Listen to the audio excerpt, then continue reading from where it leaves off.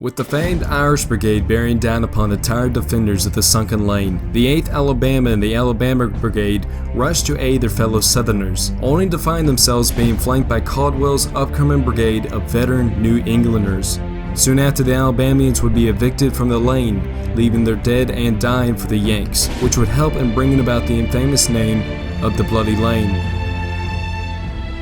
The 8th Alabama Volunteer Infantry Regiment was mustered into Confederate service on June 10, 1861, for the duration of the war at Richmond, Virginia, the earliest regiment to do so, making it the first Confederate regiment enlisted for the entire war. The men would come from many counties from central and southern Alabama. The regiment would be first sent to Yorktown, Virginia for the first 11 months of its service and placed in the brigade under General Roger Pryor.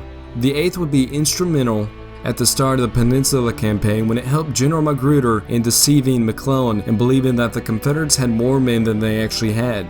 They would be baptized and fired at the Battle of Williamsburg during the retreat towards Richmond, and then participating at the Battle of Seven Pines. After the battle, the 8th would be placed in a new brigade under the command of General Cadmus Wilcox, along with the 9th, 10th, 11th, and 14th Alabama regiments. The 8th would continue fighting in the 7 Days Battle, fighting at Mechanicsville, losing half of 350 at Gaines Mill, and going toe-to-toe with the Yankee Irish Brigade for the first time at Frazier's Farm, losing another half of 180 men. Then they would go on the Northern Virginia campaign, not being engaged at the Battle of Second Manassas, but being under fire, losing more men. Coming to the Maryland campaign, the 8th Alabama would be led by Colonel Hilary Herbert and was attached to Wilcox's brigade of Anderson's division in Longstreet's right wing. The 8th would help in the capture of Harper's Ferry before rushing to Sharpsburg, where they'd find themselves thrust into the fight over the sunken lane, coming off their 17-mile march. The Alabama Brigade would reinforce the Confederate right before they'd be flanked by Caldwell and his veteran brigade of crack New Englanders. With support running for the rear, they would soon be forced to follow, reforming at Piper's Farm to carry on the fight until the Federals stopped their attack on the center. The 8th would lose 70 men in the battle.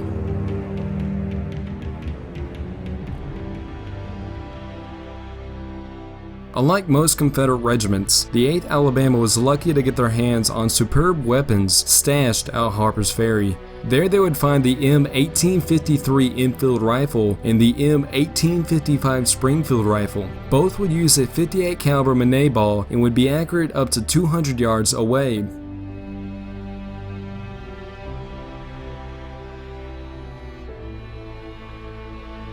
Though most Confederate regiments wore an assortment of colors for their uniforms, the 8th Alabama would be the embodiment of the gray-clad Southerner. There they would don many shades of gray for the coats, covers, and trousers, with the NCOs wearing blue chevron patches.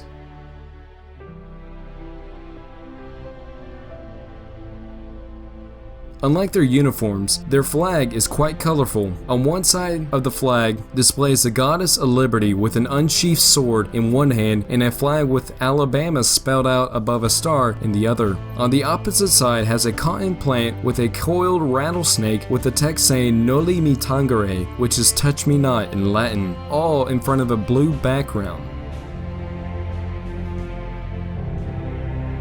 In War of Rights, you can find the 8th Alabama in Piper's Farm as they desperately defend against the Yanks coming from the sunken road, and Pry House, where in an ahistorical setting they advanced to attack McClellan's headquarters. Now what are you going to do? Send the Yanks running from the Bloody Lane with the 8th Alabama? Or you'll cut the Confederate army in two?